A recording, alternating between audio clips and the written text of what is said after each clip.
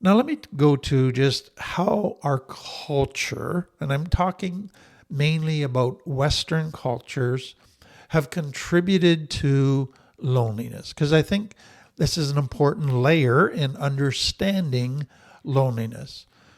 So, loneliness predominantly is about lack of connection internally in significant relationships. But culture has fed into this to a degree. So, number one, Western culture has been very much focused on individuality, being independent, being able to be your own person, to follow your own dreams, to do what you want. And that's all been very healthy in many ways. But what it's led to is this myth that the best people are self sufficient, they don't need anybody. That's the truly strong people. They can meet all their needs on their own. They don't need to anybody else. That's a Western cultural thing that has fed into loneliness. Then Western culture has also defined strength, I think, in very unhealthy ways. And one of the definitions of strength is that I don't need anybody. I soldier on. I can shove my emotions down. I just get through. I don't become vulnerable to anybody. I don't show emotions that would cause me to look weak to anybody. I don't ask for help from anybody. All of that would be perceived as weakness. So strength is I don't need anybody. And that has fed into loneliness. Then the whole digital world, and this is all over the world now, where people can have kind of digital connection, but not real connection. And I need to say that I think real connection can be experienced through the digital world. But I think the digital world makes it very easy to have superficial connection without real connection, to make you feel like you're connecting to lots of people, but not at that deep level. And then another thing that's happened in our world is urbanization, people all moving to cities, which has resulted in transient cultures. People don't get to know their neighbors. And so you live in this very populated place, but don't really connect with anybody because that's city mindset. And then another thing is work and productivity obsession. So we have to be productive. We got to work long hours. And so you don't take time to build friendships. You don't take time to connect with people because the priority is the paycheck. The priority is being productive. And then as our culture has evolved, there's been a decline in traditional institutions that brought people together. Local clubs, neighborhood gatherings, religious institutions. Those were often in the past the center of social life. Now, not all of it was healthy social life, but it brought people together. Those have declined in importance. Let me add another one. Our culture, as it has evolved, and much of this has been in response to some of the traditions of a shame-based culture, and they have said, hey, we don't have to get married when we're young. We don't have to have kids when we're young, just like that's always been expected of us. Women don't have to see that their only purpose in life is to get married, take care of children and a man. No, we've grown beyond that. And so there's been delays in marriage. There's been delays in when people have children. And then there's been higher divorce rates, and then lots of single parent housing, all of that kind of thing. And then the casual dating culture that's come out of that, which is just, let's just enjoy each other. We don't have to make a commitment to each other. And so let's not even talk about marriage. Let's just hook up once in a while. And all of that, to me, it's been very positive in many ways because it's really rebelled against some very unhealthy social norms from the past, but it's fed into a lot of loneliness for people. So one thing to keep in mind is I think some people hearing this are going, that's Western culture is screwed up. What we need to do is to go back to shame-based cultures, which is it's all about the community. It's all about doing everything together. It's all about family. And I go, whoa. Often those cultures which talk about community, they don't have true connection. They have superficial connection, but unless you conform, you can't be authentic. You can't open up about deep stuff. You can't disagree with people. You can't stand up to what kind of the elders say is the way it should be. Otherwise, you're going to get shunned. And so it presents as if it's a very close culture, but often it's really a codependent-based relationship culture that's often unhealthy. And so I'm not trying to promote one culture over another. I am trying to say all cultures have issues that feed into loneliness. And we need to look at what is going on in those cultures, but then what is also going on because of complex trauma. And that to me is the key issue that has to be looked at in understanding loneliness. So the reality of human life is we come into the world with this powerful desire to connect, which includes intimacy, belonging, being known and accepted for who we are, being with safe people, having our needs met, being authentic. That's built into us. In complex trauma, a child expresses all of those needs they put out there. They try to connect. Parents are too busy. Parents don't care. Parents are narcissistic. All kinds of different things, lack of connection. Parents aren't safe, they're angry, they're abusive, there's constant tension, lack of connection. Children's needs aren't met. They can't be authentic because they get judged. And so that breaks connection. They can only talk about certain topics. If they talk about other topics, they get shamed, they get criticized, they get punished.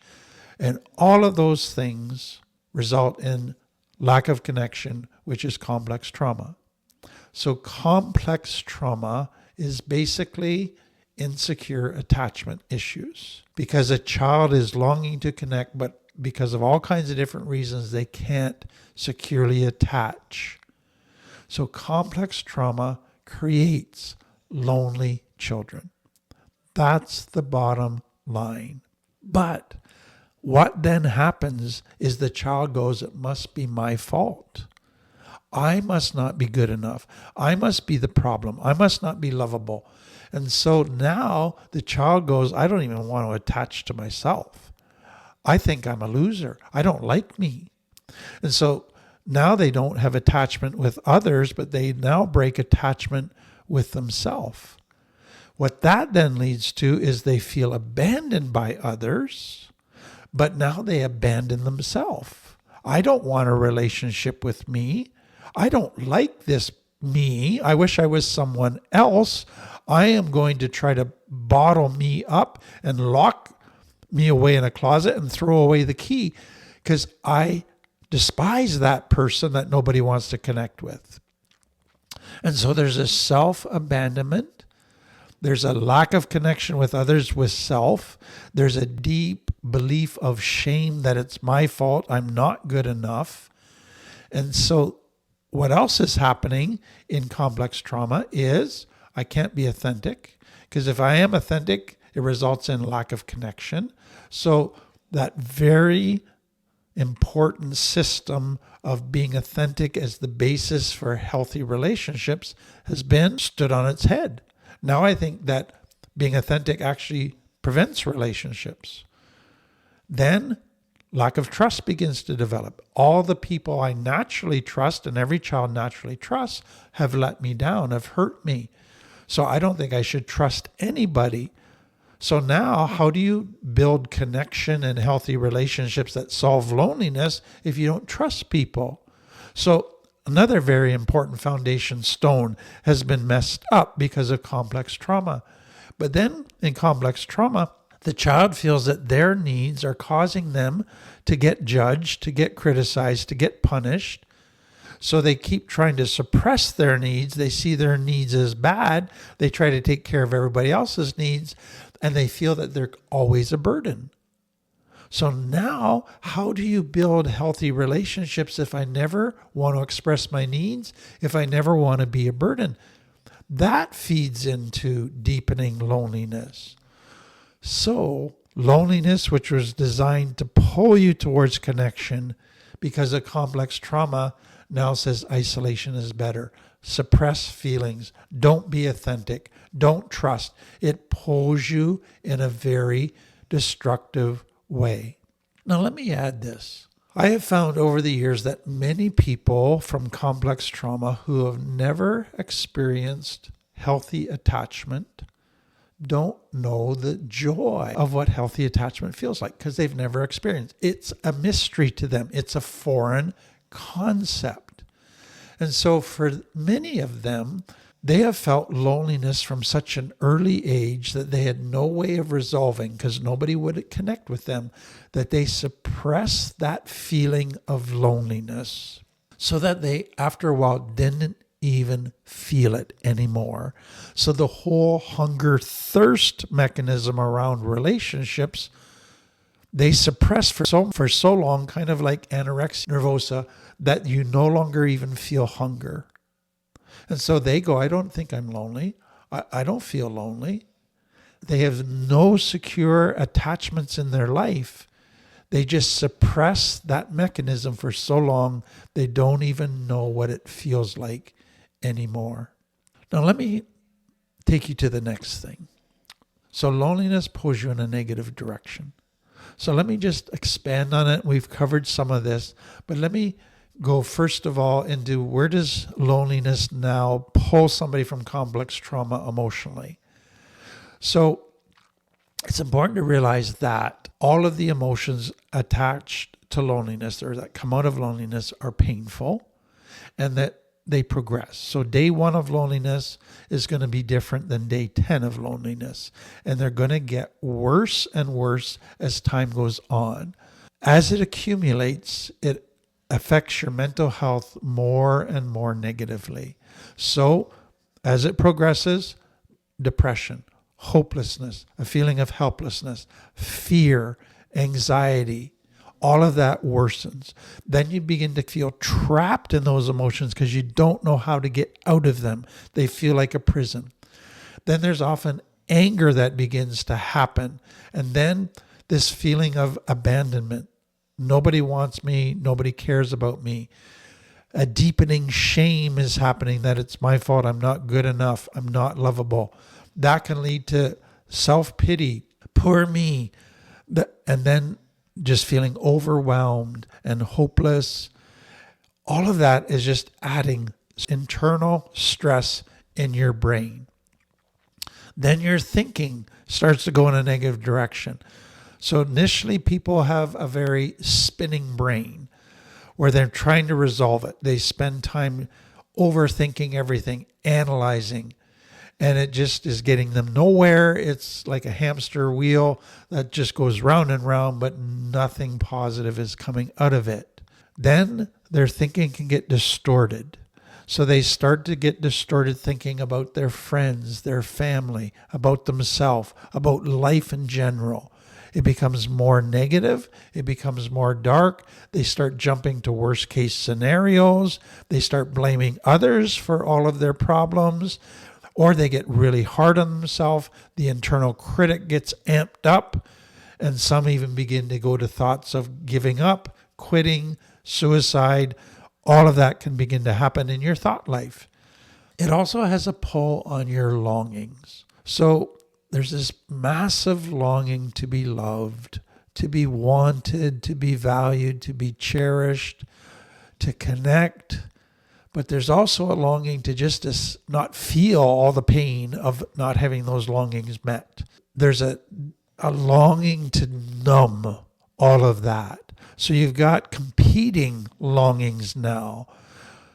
You've got a longing to be loved, to be cherished, to be adored, but to numb it because you can't see a resolution. And then that's where some people go to, let's just impulsively hook up and get some type of resolution. So those are the actions. Impulsive decision to escape, to numb or avoid, or to connect, to hook up, or to just settle for pseudo-intimacy. Deep, real intimacy is too risky, always results in pain. So I'm just going to try to meet my needs through going to the bar all the time, porn, flirting, whatever gives me that superficial feeling of connection. Or I'm going to isolate further, or I'm going to sleep all the time, or I can't sleep at all. I'm going to start overeating to medicate my emotions, going to get into addictions, and all of that is less and less motivation. So I don't know how this is hitting you. Maybe some of you are going, you're describing me. I'm so lonely. I've been going into all these harmful, unhealthy behaviors. What do I do to deal with this correctly? I hate to sound like I'm beating a drum, and I hate to sound like I'm being insensitive, because my heart goes out to people who are lonely. I've dealt with severe loneliness at times in my own life, and I know the pain of that. What I've learned, often the hard way, is you can't solve loneliness by remaining alone. You need connection. You can't solve loneliness by being alone and just doing certain activities. So those can help a little bit, and we're going to get into that. But the bottom line is we are created for connection. There's not some magical fix to loneliness that bypasses the need for connection.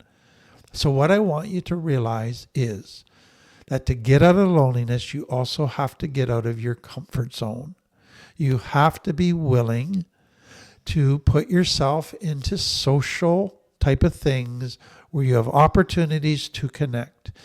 That's going to create increased fear and stress temporarily. But if it meets the need, then all of that's going to go down. So we got to start there. There's not some magical fix that bypasses connection. You got to step out of your comfort zone, add some stress and fear for a little bit as you work towards healthy connection. So you can possibly start with some connection via the internet. Don't think that superficial connection, that's a starting point, but don't make that your ending point.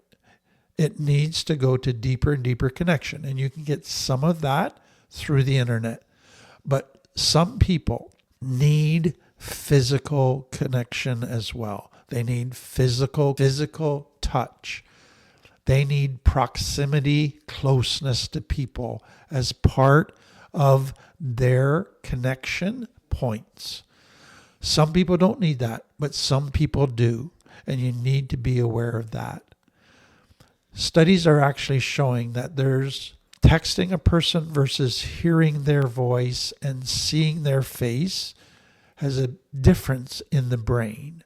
It releases different chemicals. One of the things that's been very helpful for me is when I think of connection, often people think, oh, that means I got to be connected all the time to people. I got to do this for 5 hours a day, and I don't have the time or energy. What I've realized in my own life is I need once a day, twice a day, 5 to 10 minute deep connection times. That's all. I need the odd day where I have deep connection for long periods of time, an hour to 2 hours. But on any given day, if I can get a couple times a day, 5 to 10 minutes of real, authentic connection, that is so important and so satisfying. So understand that we're not talking about you got to connect for hours every day. We're talking about deep authenticity for a 5 to 10 minute period. There's another piece here that to me is so significant for people. Many people from complex trauma can't connect with others until they learn to connect with themselves. That really needs to be the starting point. Building a relationship with yourself, coming to accept who you are, not rejecting who you are anymore, becoming your own friend. And so taking yourself on dates, begin journaling, exploring your thoughts, your feelings, doing some writing, doing different hobbies, creative stuff, doing stuff that you just enjoy, play. All of those things become so important for beginning to connect with yourself again. But then if you're going through a time of loneliness and you're connecting with yourself and with others a couple times a day, you're still going to need to do some other stuff. And what I find is there's unhealthy distractions that are mindless, but there's also healthy distractions. So get off the couch, do something productive, a project, volunteer, help out in something that gives you pleasure. It might be with animals. It might be just organizing, cleaning somebody's house, all of those things. But it helps fill the time. It helps release good chemicals in your brain. It helps you feel like you're doing something productive and beneficial. All of that is so important in dealing with loneliness. Be aware of the patterns that you slide into once you're giving into loneliness in unhealthy ways. Because the earlier you can catch yourself sliding into old unhealthy patterns, the quicker you can stop yourself from going too far. Because once you start going into those negative patterns, they snowball and they get harder to resist and to stop. Be aware that when you're going through loneliness, your limbic brain is being triggered, but you can still be in your cortex. So what's going on in your brain is your limbic and your cortex are both working at the same time. They're both being activated. So the danger is to let your limbic brain take over and let loneliness win, and then it pulls you in negative directions.